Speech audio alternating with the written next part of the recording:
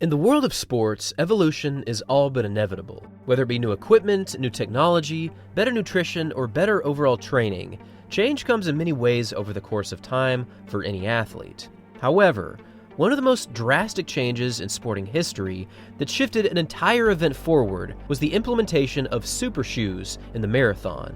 In the late 2010s, Nike's Vaporfly became the undeniable standard for the 26.2-mile distance, and with its brand new carbon fiber plate that brought more energy return back to the athlete, runners were noticing shocking drops in results. Here's a graph showing the total number of runners each season that managed to run under 2 hours and 7 minutes. Now, just to get this time, you'll need to run at a pace of 4 minutes and 50 seconds per mile, or 3 minutes flat per kilometer. And from 2010 through 2016, we saw some fairly similar results, with each season bringing us around 30 runners getting under 2:07. However, starting in 2017, these numbers would start to rise dramatically as more and more athletes began to run quicker. From 2017 through 2020, we saw a slight uptick of athletes breaking 2:07, with a total of 70 runners hitting this barrier in 2019.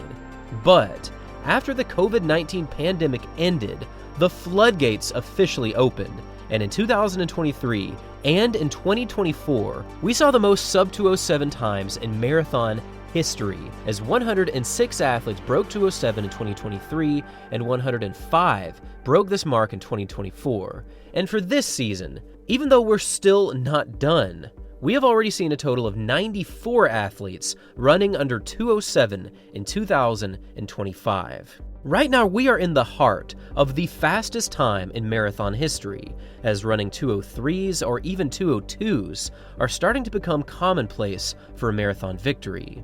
The shoe revolution, combined with incredible athletes in marathon running, have made these past few seasons some of the most competitive that we have ever seen.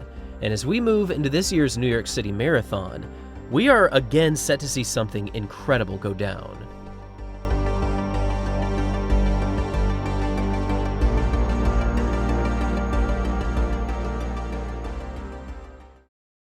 For the 2025 New York City Marathon, the men's elite field is once again absolutely stacked, as we have various national record holders and course record holders set to race. However, at the very top of this field are two of the greatest runners in the history of athletics, as Eliud Kipchoge and Kenenisa Bekele will be headlining this year's New York City Marathon, and they also hold the two fastest personal bests in this field. Now, seeing these two set to race is already a historic moment in running, as it marks the second time in history where two athletes with PBs under 2:02 will be running in the exact same marathon. The main reason why this is such a legendary showdown is because this clash officially marks the 22nd year that these two have been racing, making it one of the longest running rivalries in history. If we go all the way back to 2003, we can see both Bekele and Kipchoge racing for the very first time in the 5,000 meters at the Bislett Games. And for this 5,000, Bekele ultimately took the win by a few tenths over Kipchoge, winning this 5K in 12:52.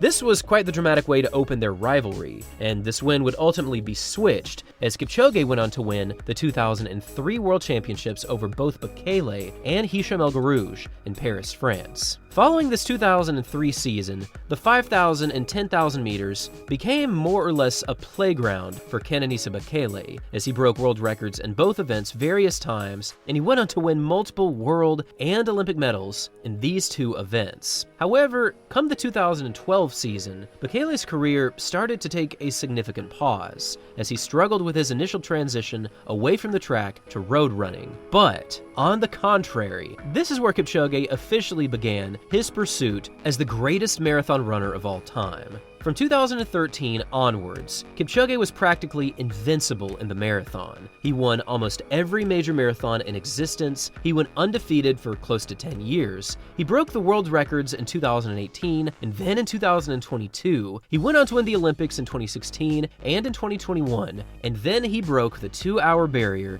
in the Ineos 159 Challenge, running his iconic 1:59:40. Kipchoge found so much success in the marathon that it was almost a guarantee that he was set to win whenever he towed the line, and considering that the marathon has historically been filled with massive uncertainty given its duration, this made Kipchoge's accomplishments all the more remarkable.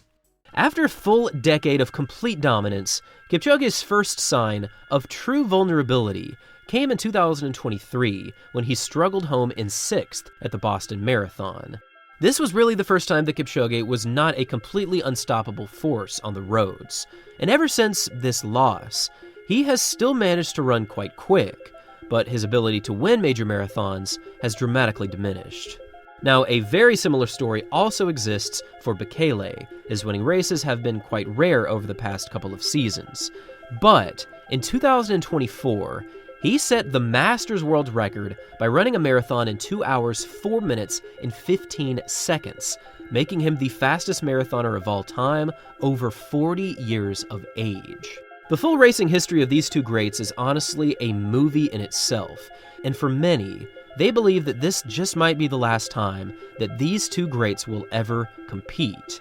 But given their age, most also agree that Kipchoge and Bekele are not set to be the eventual champions in New York, and even though they might run quick times, winning is going to be extremely challenging.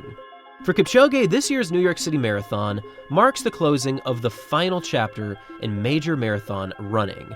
Up to this point, Kipchoge has run every single major marathon in existence. From Chicago to Boston to Tokyo to Berlin, he has literally been across the world, dominating for what seems to be an entire generation. But for this year's New York City Marathon, his aim isn't necessarily to win.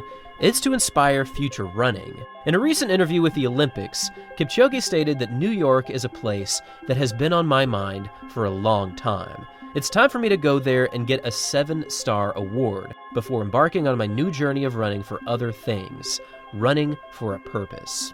Now, some believe that Kipchoge is running in this year's New York City Marathon against Bekele in order to challenge his Masters World Record. And while I do think Kipchoge probably has a 2:04:15 in his legs, this will be next to impossible in New York, given that the current course record is only 2:04:58, as Tamirat Tola achieved that time in 2023. No matter who takes the victory, getting to see Bekele race against Kipchoge is going to be something important to remember for future generations. And even though they are both over 40 years old, there is a chance that we could see one of them running very quick and bringing home some solid earnings. Given that we have a total of 4 people in this race that have run under 2:03, means that it is possible that the course record could go down. But we will just have to wait and see what happens in New York this Sunday morning, and I'm also very excited to see how the women's race will unfold as we have various runners under 2 hours and 20 minutes as well. Thanks for watching, everyone. Until next time.